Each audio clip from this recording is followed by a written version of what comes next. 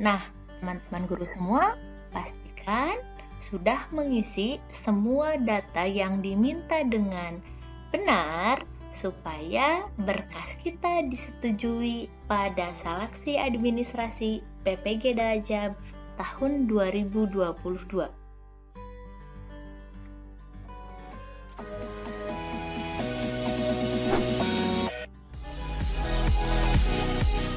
Lagi di channelnya Irma Kafitri. Pada video kali ini kita akan membedah berkas apa sih yang dibutuhkan dan seperti apa yang harus diupload pada seleksi administrasi PPG Dajab tahun 2022. Tapi sebelum menyaksikan video kita kali ini, jangan lupa untuk dukung terus channel kita dengan cara subscribe channelnya dan nyalakan notifikasi loncengnya supaya teman-teman tidak ketinggalan info terkait PPG Dajab tahun 2022 kali ini. Oke. Nah, teman-teman guru semua, berikut ini adalah berkas yang harus diupload untuk seleksi administrasi PPG Dajab tahun 2022. Nah, kita mulai dengan pengisian biodata dan linearitas program studi. Dan teman-teman guru semua, di sini diharapkan nanti teman-teman itu mengisi biodata ini sesuai dengan yang sebenarnya terjadi ya teman-teman.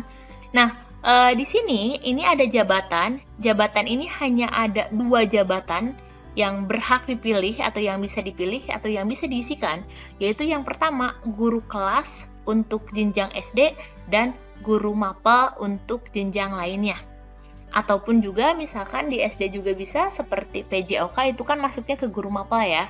Dan di sini mohon maaf teman-teman semua, kalaupun nanti teman-teman di sini diberikan jabatan yang lain di sekolah, misalkan sebagai wakil kepala sekolah atau apapun itu, sebaiknya tidak dituliskan di sini. Tapi di sini yang dituliskan kalau selain guru kelas berarti masukkan guru mapel. Dan untuk teman-teman yang belum atau yang belum diangkat sebagai PNS di sini, untuk jabatan fungsionalnya boleh diisikan dengan strip saja, itu tidak akan masalah. Dan selanjutnya setelah mengisi biodata diri, nanti teman-teman juga harus mengisi ini data linearitas program studi. Ya, dan ini untuk data linearitas program studi ini dibuktikan dengan scan scan asli ijazah ataupun scan ijazah fotokopi yang sudah dilegalisir oleh pihak kampus. Nah, di sini perguruan tingginya di mana itu bisa dituliskan, program studi ya yang teman-teman ambil di perguruan tinggi tersebut apa, terus jenjang pendidikannya S1, tahun lulusnya tahun berapa, dan di sini nanti jenjang bidang studi ya. Jenjang bidang studinya itu berarti kita mengajarnya itu di tingkatan apa? Apakah di SD, ataukah di SMP, ataukah di SMA, atau yang sederajat seperti itu. Dan kemudian untuk bidang studi ini berarti diisi dengan bidang studi yang kita ampu di sekolah yang bersangkutan. Ya, jadi kalau program studi berarti di sini ini adalah program studi kuliah kita. Dan kalau di bidang studi berarti ini adalah bidang studi untuk pelajaran yang kita ampu di sekolah yang bersangkutan. Nah, ini sebagai pembuktiannya nanti kita harus mengupload atau memasukkan atau mengunggah berkas scan ijazah. Nah, teman-teman, nanti memang di sini ada beberapa hal yang menyebabkan teman-teman itu berkasnya ditolak ya ketika ada hubungannya dengan linearitas program studi ini. Misalkan contohnya itu adalah ketika teman-teman jenjang pendidikannya itu jurusannya ternyata misalkan bahasa Indonesia seperti itu ya, dan ketika ngajarnya di SD kemudian mengambil mata pelajarannya itu adalah PGSD seperti itu, biasanya itu agak sedikit meminta perbaikan. Kenapa? Karena biasanya itu yang dibutuhkan adalah data linearitas program studi ya yang kita ampu sesuai dengan ijazah kita dan juga dilinearkan dengan mata program atau mata kuliah PPG yang disediakan seperti itu ya. Dan untuk teman-teman di sini, ini adalah contoh yang memang datanya ketika sudah diajukan ternyata ditolak, tapi ditolaknya di sini masih bisa diperbaiki. Ini ada contohnya ijazah S1 dan bidang studi tidak linear. Sehingga jika ada ijazah yang sesuai jika tidak ada ijazah yang sesuai maka akan ditolak permanen. Gitu ya. Dan ataupun di sini misalkan ijazah S1 sarjananya tidak linear dengan bidang studi yang dipilih, bidang studi PPG yang dipilih ya. Jadi mungkin untuk teman-teman yang mengajar pelajaran berbeda dengan ijazahnya, saran saya adalah dicek dulu di lampiran surat edaran yang sudah diberikan oleh Panpel PPG sebelumnya tentang data linearitas program studi, supaya tidak ada kasus berkasnya ditolak. Oke, selanjutnya kita mengisi biodata dan linearitas program studi sudah, dan nanti kita akan mengupload berkas pendukung.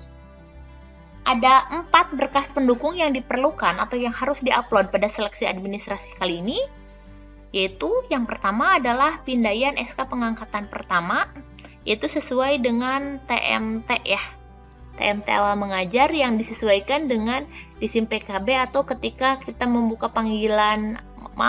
SIM PKB dan di situ ada panggilan PPG. Yang kedua di sini ada SK pengangkatan 2 tahun terakhir, seperti itu ya. Ada SK pembagian tugas mengajar, dan yang keempat itu ada fakta integritas yang harus dibubuhi materai 10.000 dengan format yang terlampir di SIM PKB. Nah, kemudian nanti ini kita bahas satu-satu dulu. Yang pertama untuk SK pengangkatan pertama ya. Ini untuk SK pengangkatan pertama karena saya itu adalah mengajarnya di swasta ya.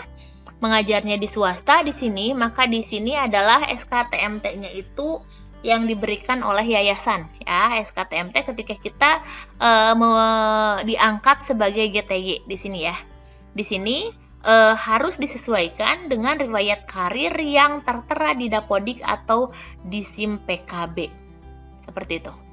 Dan kemudian untuk yang kedua yaitu adalah pindaian SK pengangkatan atau kenaikan pangkat terakhir. Oke, untuk teman-teman yang sudah PNS seperti itu berarti ada SK kenaikan pangkat terakhir ataupun untuk SK pengangkatan 2 tahun terakhir bagi guru non PNS. Bisa asli ataupun fotokopi yang dilegalisir. Nah, teman-teman, perlu teman-teman ketahui, ini nanti akan berkaitan dengan status kepegawaian yang tertera pada SIM PKB teman-teman semua. Karena di sini status saya itu adalah sebagai GTY, berarti yang saya uploadkan itu adalah SK pengangkatan 2 tahun terakhir sama dari yayasan. Dan kalau teman-teman itu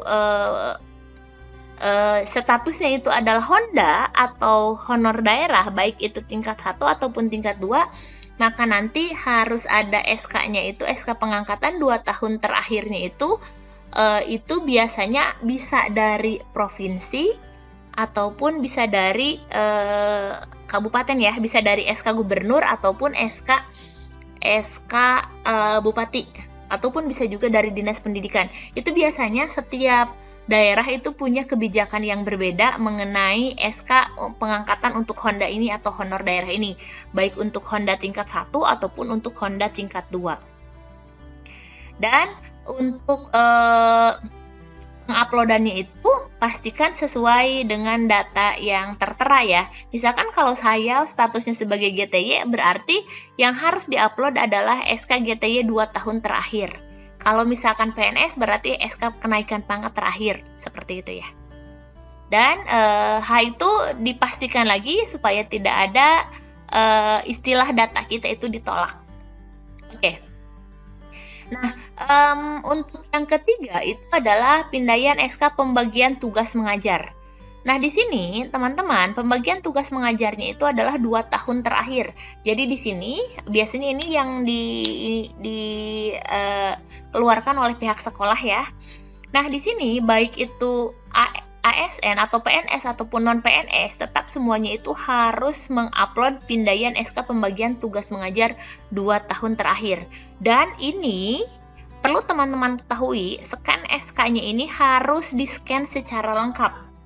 Ya, harus di-scan secara lengkap. Jadi, mulai dari surat keputusan sampai dengan lampiran itu semuanya harus diunggah. Dan kalau misalkan nanti teman-teman itu ternyata hanya mengunggah bagian depannya saja, mungkin ada juga kasus seperti ini. Ada mohon unggah SK pembagian tugas mengajar 2 tahun terakhir sebanyak 4 semester itu secara lengkap. Lengkap di sini berarti artinya bagian depannya ada dan bagian belakang atau lampirannya ada. Ya, oke. Terus selanjutnya yaitu yang keempat itu adalah harus men-scan fakta integritas. Ya, untuk fakta integritas formatnya sudah terlampir, tinggal kita unduh saja sebenarnya. Ataupun di surat edaran juga ada ya. Di surat edaran juga ada. Nanti tinggal kita tulis ulang aja untuk namanya, nama, NIP, NIK, dan seterusnya, alamat kerja sampai dengan unit kerja. Dan ingat, ketika ngeprint fakta integritas ini harus dengan tinta hitam. Ya, selain dengan tinta hitam juga harus bermaterai 10.000. Ya, dan nanti kalau teman-teman sudah melengkapi berkas yang diminta, ya, misalkan di sini untuk biodata diri, linearitas S1-nya dengan bidang studi PPG-nya sudah dipilih, berkas pendukungnya sudah siap, maka kita tinggal mengajukan berkas. Dan ini ketika berkas sudah diajukan, maka kita tinggal menunggu verifikasi dari LPMP. Untuk waktu verifikasi dari LPMP ini biasanya itu akan berbeda-beda, ada yang 1 hari atau ada yang mungkin lebih dari 1 hari. Dan ketika nanti berkas kita sudah disetujui, maka di halaman SIM PKB kita itu akan muncul berkas sudah disetujui. Ya, dan setelah ini berarti teman-teman nanti tinggal menunggu sampai dengan tanggal 7 Maret seperti edaran yang sudah diutarakan sebelumnya ya, tentang jadwal perubahan untuk seleksi administrasi PPG ini. Kalau misalkan teman-teman masih bingung mengenai jadwalnya, bisa dilihat mengenai jadwal ini di tautan di atas ataupun nanti saya tuliskan di kolom deskripsi. Nah, nanti tanggal 7 Maret akan ada pengumuman seleksi administrasi dan teman-teman bisa mengikuti tahap selanjutnya. Oke, teman-teman, jangan lupa like, komen, subscribe, dan share video kali ini jika dirasa bermanfaat. Terima kasih sudah menyaksikan video kita kali ini. Sampai jumpa di video selanjutnya.